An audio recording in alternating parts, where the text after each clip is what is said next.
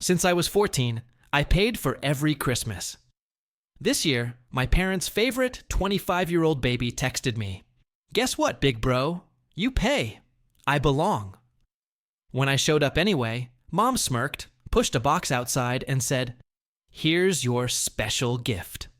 And then she slammed the door in my face. Inside was a letter transferring a 6F Figaro debt into my name. I whispered, "Merry Christmas." 2 days later, my lawyer delivered a holiday gift they won't forget. Since I was 14, I paid for every Christmas. The first time was when Dad lost his job. Mom said, "We're cutting back this year, honey. I know you understand." I nodded and dipped into my after-school savings.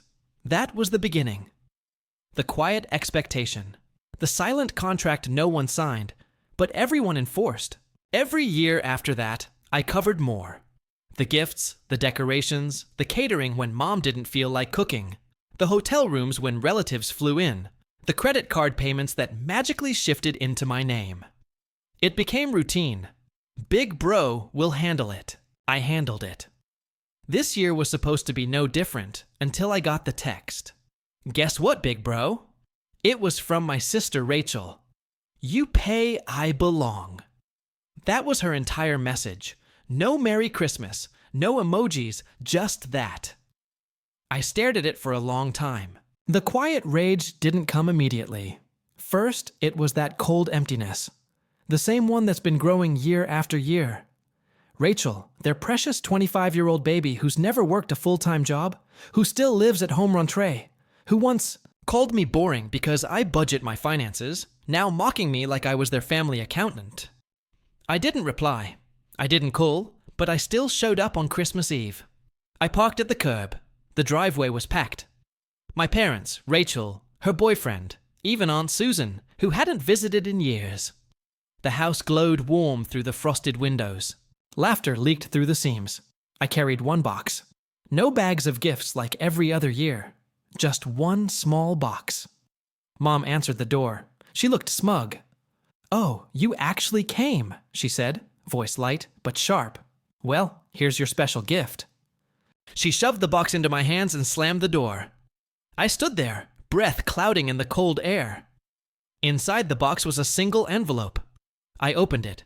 Legal paperwork, debt transfer documents, 6 figures of credit card balances all in my name. I whispered to the night air, "Merry Christmas."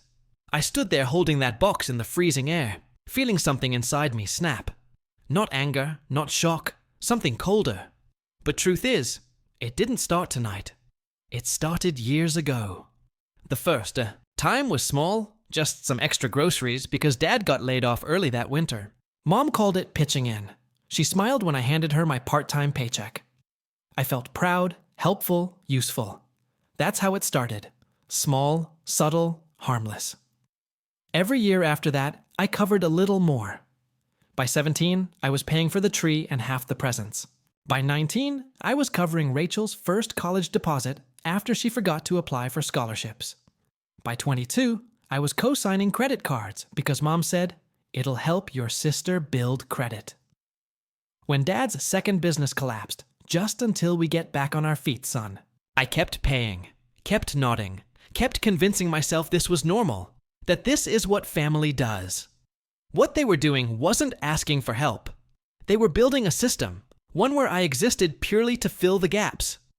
Quietly, consistently, Rachel never struggled the way I did. While I worked 2 jobs through college, she changed majors 3 times and posted beach selfies with captions like "self-care matters." When she moved back home at 25, nobody blinked. Mom called her our baby, like she was still 16. Dad bragged that she's finding herself. And me. I worked, paid, cleaned up the messes. When their cars broke down, I covered repairs. When Dad's medical insurance lapsed, I footed the hospital bill. When Rachel overdrafted her bank account again, my number was the one she called. They never said thank you. Not really. Instead, they built this quiet entitlement. This expectation that I would always handle it, that I existed to solve problems they created. Big bro's got it. He's always so responsible, you know. Oh, he's better with money than the rest of us. They said it like compliments, But it was a chain, and I wore it for years. I told myself it was love. That one day they'd realize how much I sacrificed. But every time I thought maybe, just maybe, they saw it. They proved me wrong. 2 months ago, it got worse. Rachel called late one night, 11:42 p.m. "Hey, can you do me a huge favor? The dealership denied my loan. It's stupid. Honestly, I just need you to co-sign. I'll handle the payments. Swear I didn't answer right away," she added. "Come on, you know I'm good for it. Please." Dad says it's not a big deal, and like a fool, I signed again. A $48,000 SUV, fully loaded, 0 down. She drove it off the lot like she won the lottery. I watched her post story after story, spinning the wheel, posing next to it, adding captions like, "Manifestation works when you've got the right people around you." And the right people, she meant me. 3 weeks ago, Dad called. "Son, listen, we're applying for a consolidation loan just for a short period. We need your name on the paperwork to qualify for better rates. Strictly temporary, trust me." My stomach twisted, but the words came automatically. All right, because that's who I was to them. Automatic, reliable, always available. But nothing prepared me for what arrived last week. A thick envelope, certified mail. Inside, documents transferring over $136,000 in credit card debt, lines of credit, private loans, all bundled neatly under my name. Co-signed, authorized, dated, multiple signatures, all forged. It wasn't just one mistake. It was deliberate, planned, coordinated. They built this web for months, maybe longer. Quietly stacking debts, opening accounts behind my back, funneling balances into my name like I was just another credit tool. They didn't even have the decency to hide it anymore. The final blow came 2 days before Christmas. Rachel texted me again. "Guess what, big bro? You pay. I belong." No shame, no hesitation, just bold, unapologetic entitlement. I sat there staring at her message while outside the world was covered in holiday lights. Family shopping, kids ice skating, people singing carols, and I was watching my own family gift me 6 figures of debt, like it was some twisted holiday tradition. I didn't respond. I didn't drive over with presents, but I did show up.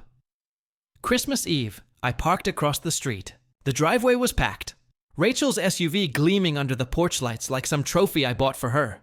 Dad's truck, Mom's sedan. Even Uncle Robert's car was here. The house was lit up like a magazine cover, perfectly staged for their version of the holidays. I could hear the faint hum of laughter from inside.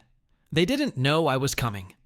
I carried one small box, no bags of gifts like every year, no trunk full of surprises, just one box. I rang the bell. The door opened faster than I expected. Mom stood there, silk blouse, wine glass in hand, wearing that plastic smile I'd seen my whole life. "Oh," she said, blinking like she wasn't sure if she should act surprised or annoyed. "You actually came." She didn't even move to let me inside. Rachel appeared behind her, grinning like a kid who got away with something. "Big bro," she sang, "look who decided to stop by. I said nothing." Mom finally extended her arm, holding out the box she clearly had waiting. "Here's your special gift, honey." She pressed it into my chest and without waiting for a word, shut the door. The deadbolt clicked. I stood there for a long moment. My breath turned to vapor in the cold December air. Then I opened the box. Inside was a single thick envelope. I knew before I even unfolded the documents what it was. The paperwork I already saw earlier that week, but this time tied up with a crimson ribbon, like they thought packaging the fraud would make it festive. Full legal transfer. 136, 482, 17 in debt. My debt now signed, filed, complete. Merry Christmas. I sat in my car for almost an hour, staring at the papers, staring at the house I'd helped them save when Dad defaulted on his second mortgage. The house where I spent my teenage years skipping meals so Rachel could have dance lessons. The house they locked me out of tonight. And as I sat there, something inside me stopped moving. Not rage, not heartbreak, just stillness. It wasn't the first betrayal. It was simply the last. Christmas morning passed in silence. No calls, no texts. By noon, my credit monitoring app bust. New credit inquiry detected. I opened it. They had applied for a home equity loan. Using my name, my credit score, my signature forged again. Another $50,000 request pending. They weren't done. They were still feeding because they never thought I would stop them. The next day, my phone exploded. First came Dad. "Son, listen.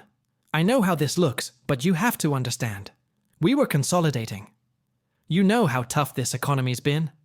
I was going to call you after the holidays. Then, Mom, please don't be dramatic.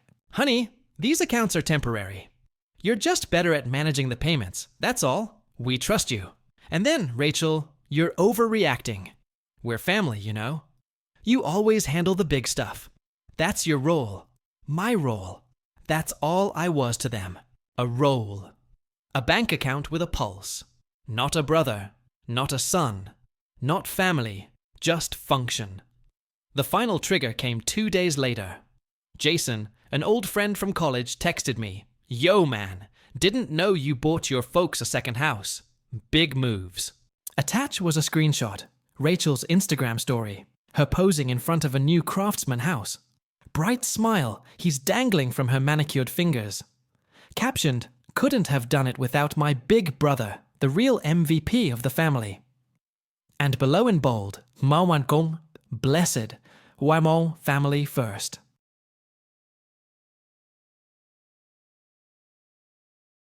And forever grateful, she tagged me like it was some accomplishment, like this entire theft was a sweet holiday surprise.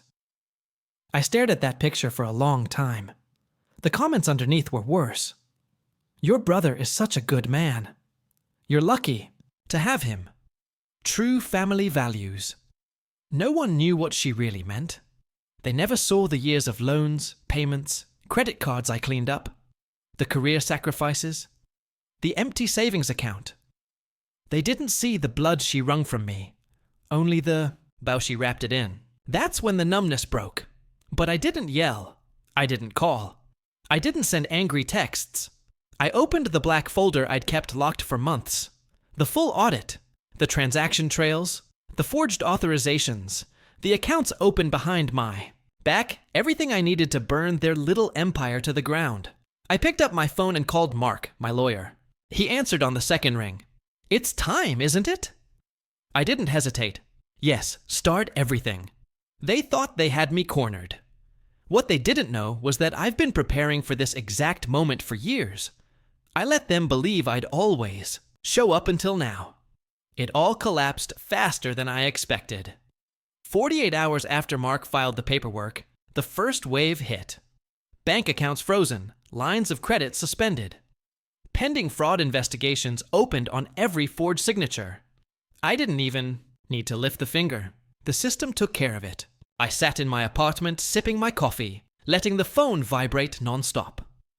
Every few seconds, another missed call, another voicemail, another text message full of panic. At 7:13 a.m., Mom called first.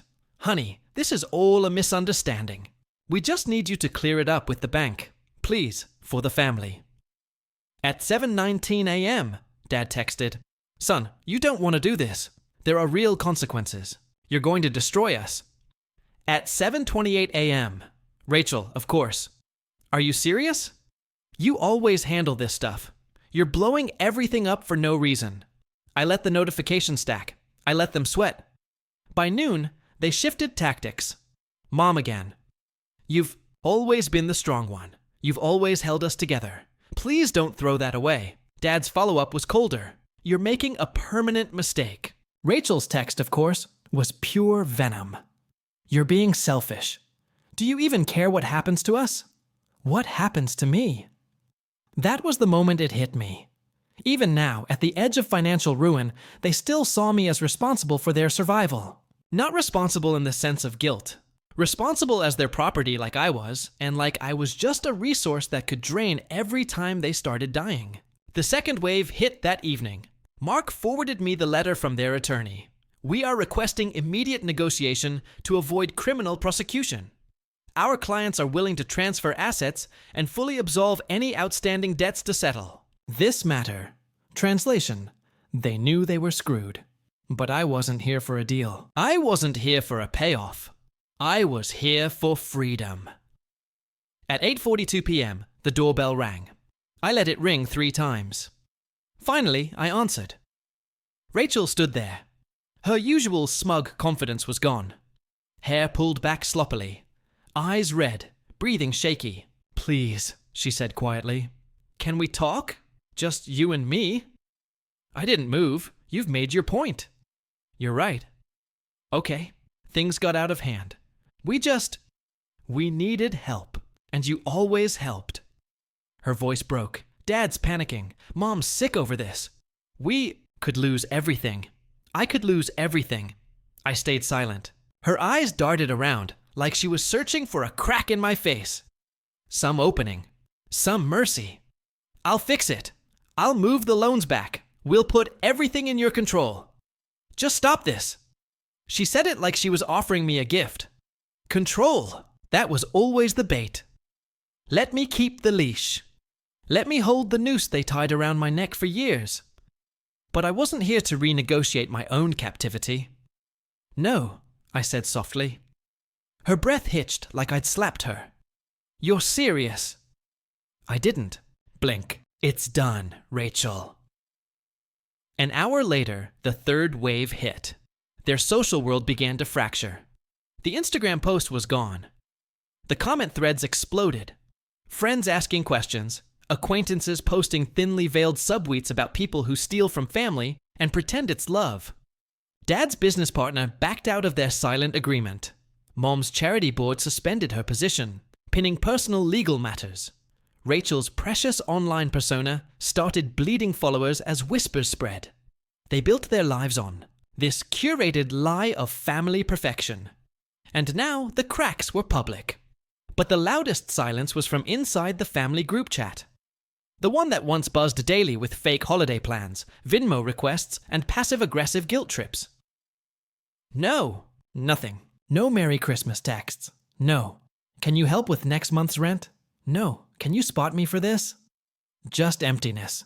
For the first time in years, I could hear my own breathing.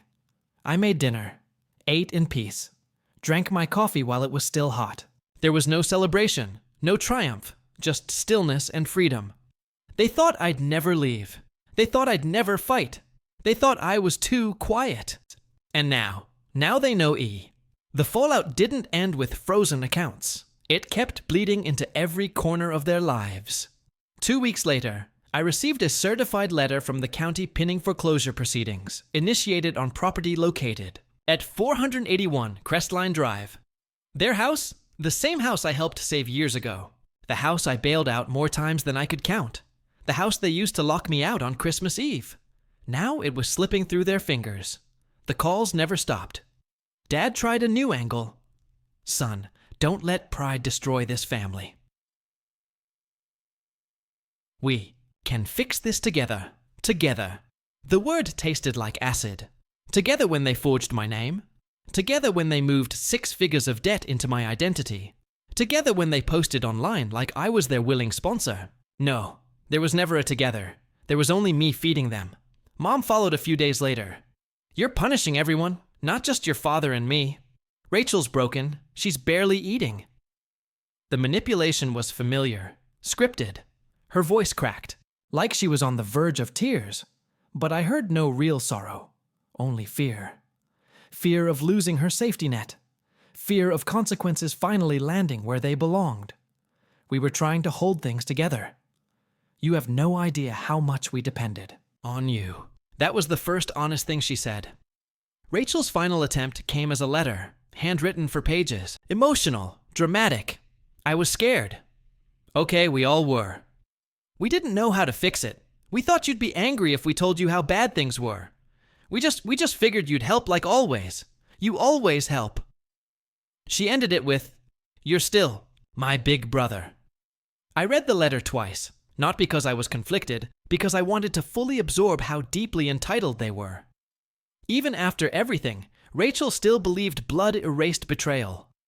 She thought brother was stronger than theft, stronger than fraud, stronger than years of being drained dry. It wasn't. Weeks later came the final nail. Mark called. The federal investigation is moving forward. Your testimony won't be needed. They have enough. Wire fraud, identity theft, tax evasion. The state was pressing charges. Rachel was facing felony counts. Dad was under audit. Mom was being named as a co-conspirator. Mark paused. You still sure you don't want to negotiate? You could recover some of what they took. I didn't hesitate. I don't want a penny. Let the consequences speak for themselves. He exhaled slowly. Understood. The headlines came a week later. Local news, social media. Family accused of multi-year identity fraud scheme. Over $200,000 in stolen funds identified. Their faces plastered online. Their names dragged through every public channel they once weaponized to paint their perfect lives. The same people who once bragged about me on Facebook, who posted staged family dinners, who tagged me in fake holiday photos. They were now headlines. Neighbors whispered, old friends vanished, business partners fled, sponsors pulled out. Their little empire built on my silence collapsed entirely. And me, I slept for the first time in years. I slept 8 full hours without waking up to financial anxiety. No phone vibrating at 3 a.m. with small favors. No emergency Venmo requests. No guilt-drenched voicemails. No thinly veiled insults wrapped in holiday cheer. Just quiet, clean, perfect quiet.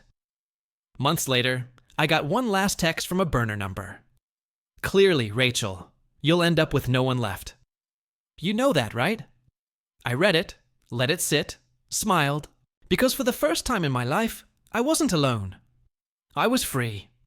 And as I stood by my apartment window that night, watching the winter snow drift down under the streetlights, I whispered 3 words they'd never hear.